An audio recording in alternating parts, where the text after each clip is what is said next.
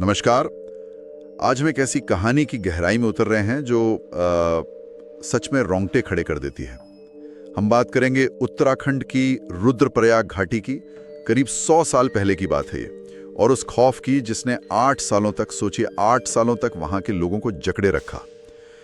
ये कहानी है रुद्रप्रयाग के कुख्यात नरभक्षी तेंदुए की, और जाहिर है उसके शिकार के लिए बुलाए गए महान शिकारी जिम कॉर्बेट की। हमारी ये जो आज की पड़ताल है ये हमारे श्रोता द्वारा साझा किए गए स्रोतों पर आधारित है, जो उस दौर की भयावहता और संघर्ष का एक बहुत ही सजीव चित्रण करते हैं। जरा सोचिए, एक तेंदुआ इतना मायावी, इतना खूंखार कि 8 सालों में 125 से ज्यादा इंसानी जानें ले लेता है। पूरा इलाका, मतलब पूरी घाटी दहशत में जी रही है। रातें खौफ का दूसरा नाम बन गई हैं, और फिर इस आतंक को खत्म करने का मुश्किल जिम्मा आता है जिम कॉर्बेट पर। यही है हमारी आज की चर्चा का फोकस। और देखिए, ये कहानी सिर्फ इन आंकड़ों की वजह से ही असाधारण नहीं है। 8 साल का लंबा आतंक, 125 से ज्यादा मौतें, ये अपने आप में दहला देने वाले फैक्ट्स हैं, बिल्कुल। लेकिन इससे भी ज्यादा महत्वपूर्ण है वो मनोवैज्ञानिक असर, वो साइकोलॉजिकल इम्पैक्ट जो इस तेंदुए ने डाला। ये सिर्फ एक जानवर का खतरा नहीं था, ये एक तरह का अदृश्य दुश्मन बन गया था, जिसने लोगों के मन में अंधविश्वास, डर और एक गहरी लाचारी भर दी थी। मतलब लोक कथाएं सच के साथ ऐसी घुल मिल गईं कि ये तेंदुआ कभी दैत्य लगने लगा, कभी किसी अभिशाप का प्रतीक। इसने उस समय की पूरी व्यवस्था को, एडमिनिस्ट्रेशन को चैलेंज कर दिया था। बिल्कुल। तो चलिए स्रोत सामग्री के जरिए इस आतंक की शुरुआत को समझते हैं। उस जानवर की जो दहशत फैलाने वाली प्रकृति थी उसे जानते हैं। ये भी देखते हैं कि शुरुआती कोशिशें क्यों नाकाम रहीं, और फिर जिम कॉर्बेट के आने से कहानी में क्या मोड़ आया।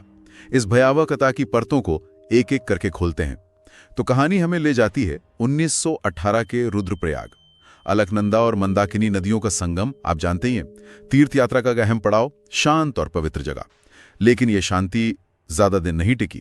स्रोत बताते हैं कि कैसे ये सुकून, ये शांति एकाएक खौफ में बदल गई। हाँ, वो पहली घटना का जिक्र ही दिल दहला देता है। एक किसान परिवार अपनी साधारण सी झोपड़ी में रात गुजार रहा है।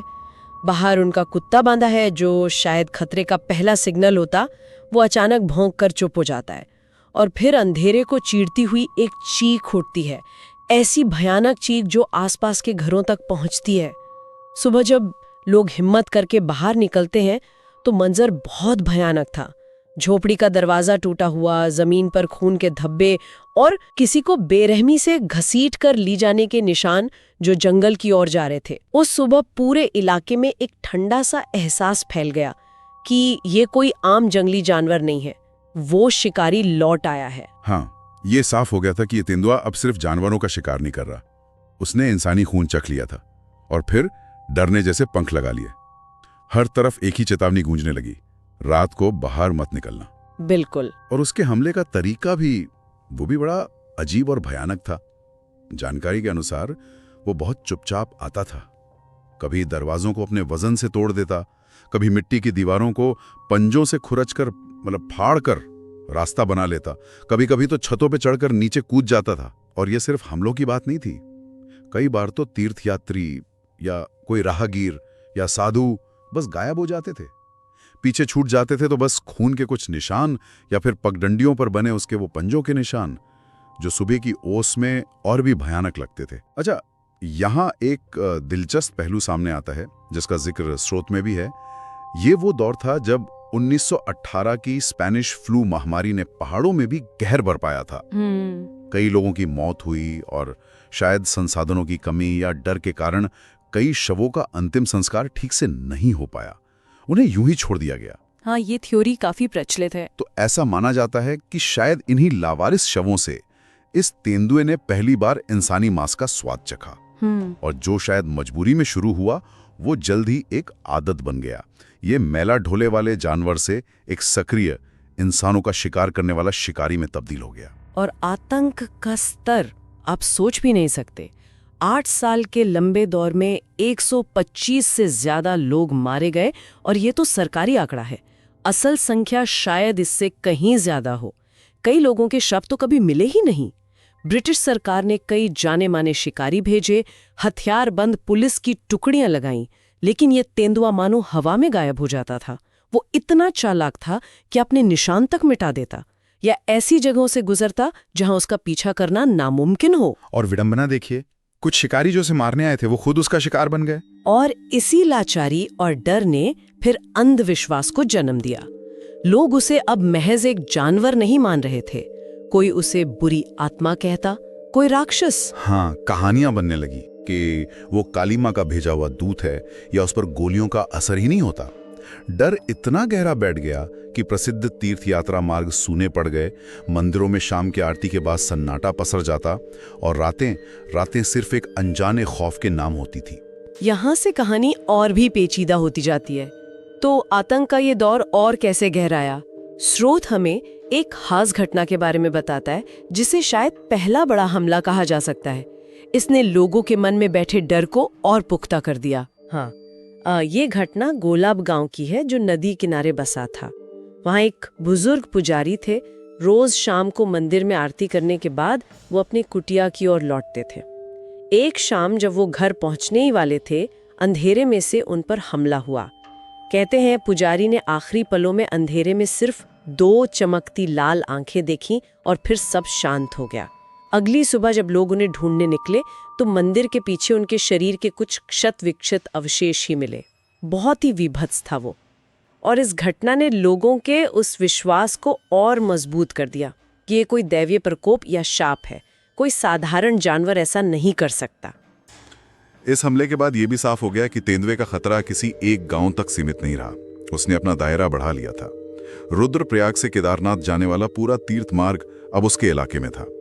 रास्ते में पड़ने वाली धर्मशालाएं, छोटी बस्तियां, सब जगह उसका खौफ था। कई तीर्थयात्री जो इस रास्ते पर निकले अपनी मंजिल तक कभी नहीं पहुंचे, बस गायब हो गए। सरकार ने स्थानीय शिकारियों की मदद ली जो जंगल को शायद बेहतर जानते थे। जाहिर है कई कोशिशें हुई, जाल बिछाए गए, जहरीला मांस रखा गया, पेड़ों पर मचान बनाकर रात भर पहरा दिया गया, लेकिन नतीजा सिफर। ये तेंदुआ अविश्वसनीय रूप से चालाक था। जानकारी के अनुसार वो जालों के पास से गुजर जाता पर उनमें फंसता नहीं, जहरीले मांस को छूता तक नहीं। यहाँ तक कि कुछ किस्से ऐसे भी हैं कि वो दरवाजों की कुंडी या चटकनी तक खोल लेता था। अच्छा, ये तो कमाल की बात है। हाँ, एक कहानी ऐसी है कि किसी ने रात को दरवाजे पर खटखटाहट सुनी, सोचा कोई गांव वाला होगा, और जैसे ही दरवाजा खोला तेंदुआ सीधा अंदर कूद गया। अब ये सच है या डर से उपजी कल्पना कहना मुश्किल है, पर यह तेंदुए की रहस्यमयी छवि को और गहराता था। लोगों ने खुद को बचाने के लिए जैसे तैसे उपाय करने शुरू किए। दरवाजों पर लोहे की मोटी पत्तियां और कीलें ठोक दी। रात को घरों में पूरी तरह अंधेरा रखा जाने लगा, क्योंकि माना जाता था कि रोशनी उसे आकर्षित करती है। हाँ? सोचिए उस माहौल को जहां रात का मतलब सिर्फ डर था। हालत ये थी कि माएं अपने रोते बच्चों को डराने के लिए कहती, चुप हो जा वरना तेंदुआ आ जाएगा। और ये सिर्फ कहावत नहीं थी, ये एक भयानक सच्चाई थी जो दरवाजे के ठीक बाहर इंतजार कर रही थी। पूरे इलाके में एक गहरी निराशा और लाचारी छा गई थी। 1922 आते आते ये तेंदुआ सिर्फ रुद्रप्रयाग का नहीं बल्कि पूरे गढ़वाल क्षेत्र का सबसे बड़ा खौफ बन चुका था। वो एक जीती जागती या कहे कि मरती मारती किंवदंती बन गया था। ब्रिटिश अधिकारियों के सरकारी कागजात में उसे बाकायदा द डीमन ऑफ रुद्रप्रयाग यानी रुद्रप्रयाग का राक्षस कहा जाने लगा था। उस जमाने के अखबारों में खबरें छपती थीं, the leopard that eats man, आदमियों को खाने वाला तेंदुआ। ये वाकई गौरतलब है ना, कि कैसे एक अकेले जानवर ने उस समय के प्रशासन, समाज और लोगों की हिम्मत को इस कदर पस्त कर दिया था। और फिर 8 साल के इस लंबे भयावह इंतजार के बाद 1925 में कहानी में एक नया अहम किरदार आता है। कोटद्वार स्टेशन, जो उस समय गढ़वाल के पहाड़ों में जाने का मुख्य रेल मार्ग था, वहां ट्रेन से एक अंग्रेज उतरता है। साधारण कपड़ों में, कंधे पर एक राइफल, लेकिन आंखों में एक शांत दृढ़ता।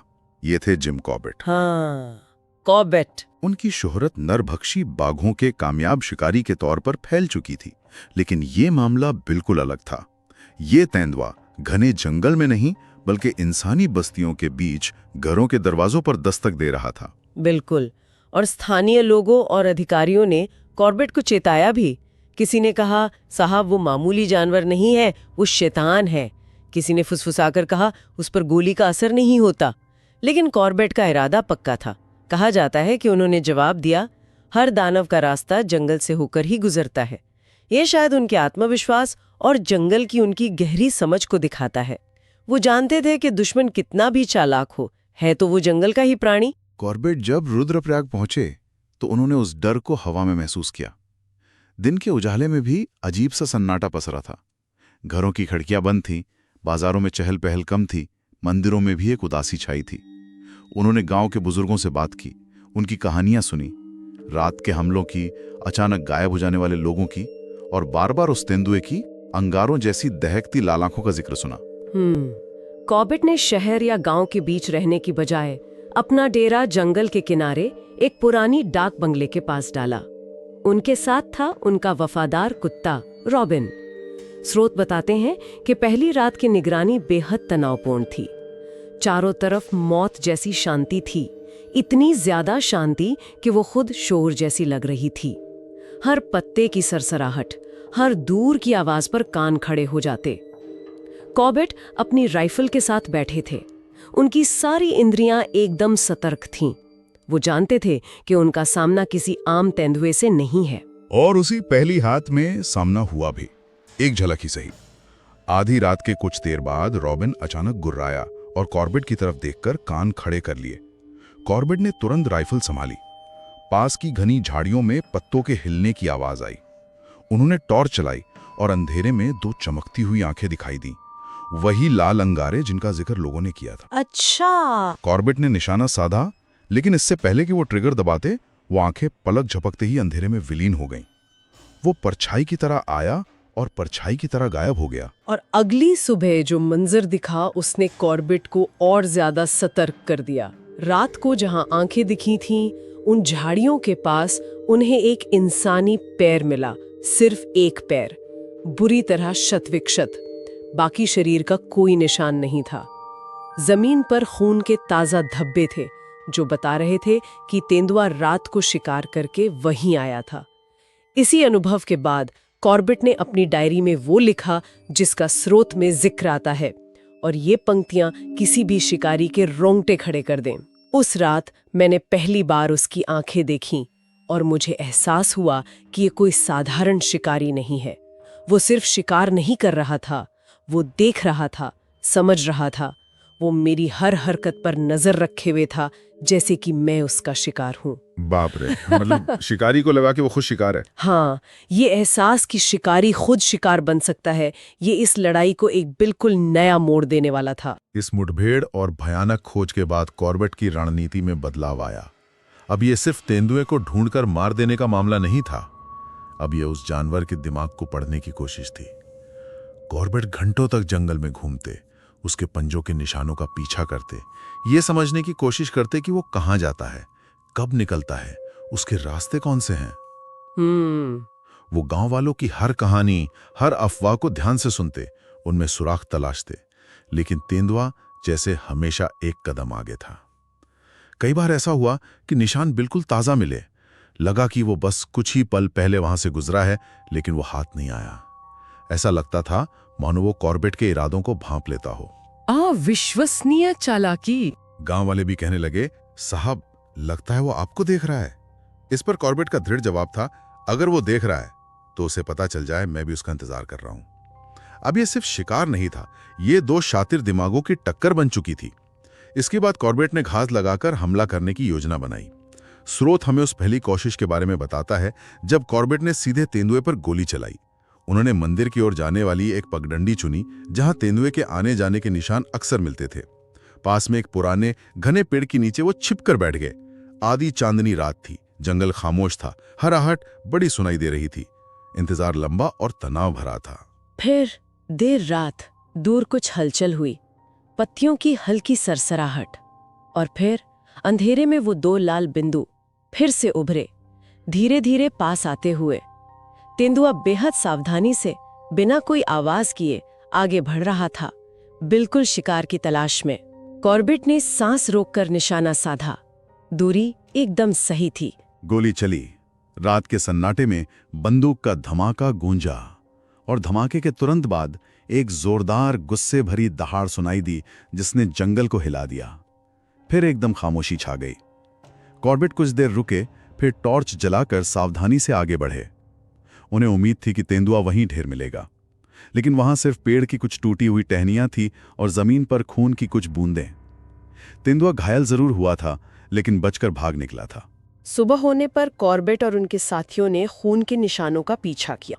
निशान कुछ दूर तक गए, लेकिन फिर अचानक गायब हो गए। शायद तेंदुआ किसी चट्टानी इलाके पर चला गया या पानी में उतर गया। यहीं कॉर्बेट ने अपनी डायरी में लिखा, जैसा कि स्रोत बताता है, मैंने उसे मारा नहीं, मैंने उसे सिर्फ चेतावनी दी है।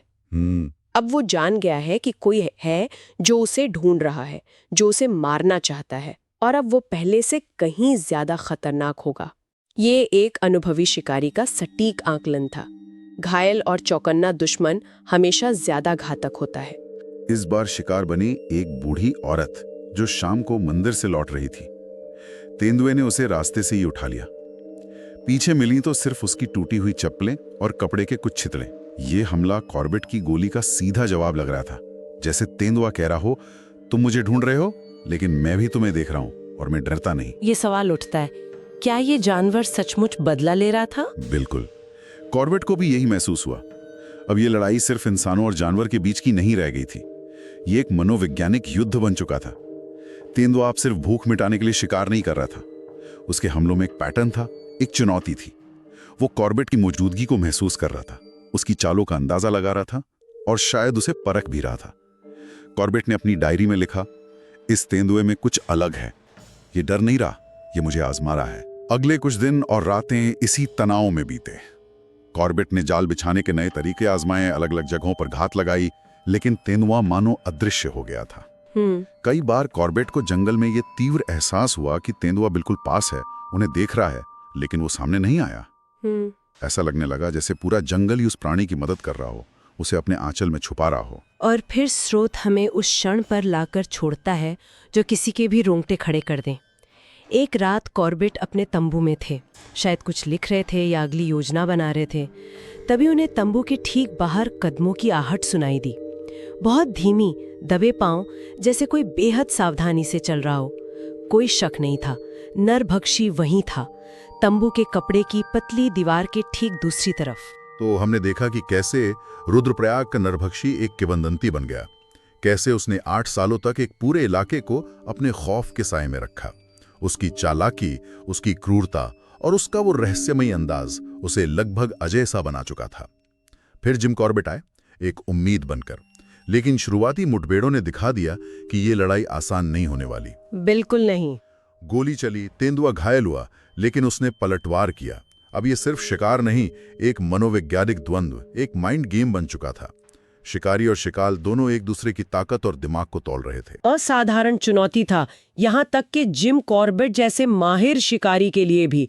ये सिर्फ एक भूखा जानवर नहीं था, बल्कि एक बुद्धिमान, धूर्त और शायद प्रतिशोध लेने वाला दुश्मन साबित हो रहा था। उसकी क्षमता, इंसानी बस्तियों में घुसपैठ करने की हिम्मत और शिकारियों से बच निकलने की कला, ये सब उसे एक भयानक पहेली बनाते थे। हमारी आज की ये चर्चा, जैसा श्रोता के स्रोत में दर्शाया गया है, इसी शिकार के शुरुआती सबसे तनावपूर्ण और अनिश्चित दौर को उजागर करती है। और स्रोत जिस बिंदु पर हमें छोड़ता है, वो एक गहरा सवाल मन में छोड़ जाता है। एक शिकारी के लिए जो हमेशा शिकार करने का आदी हो, ये महसूस करना कैसा होता होगा कि वो खुद भी शिकार बन सकता है।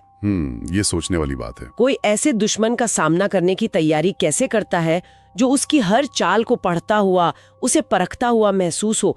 ये सोचना वाकई दिलचस्प है कि बिल्ली और चूहे के इस घातक खेल का अगला पड़ाव क्या रहा होगा, जहां दांव पर इंसानी जानें थीं और शिकारी खुद किसी भी पल शिकार बन सकता था।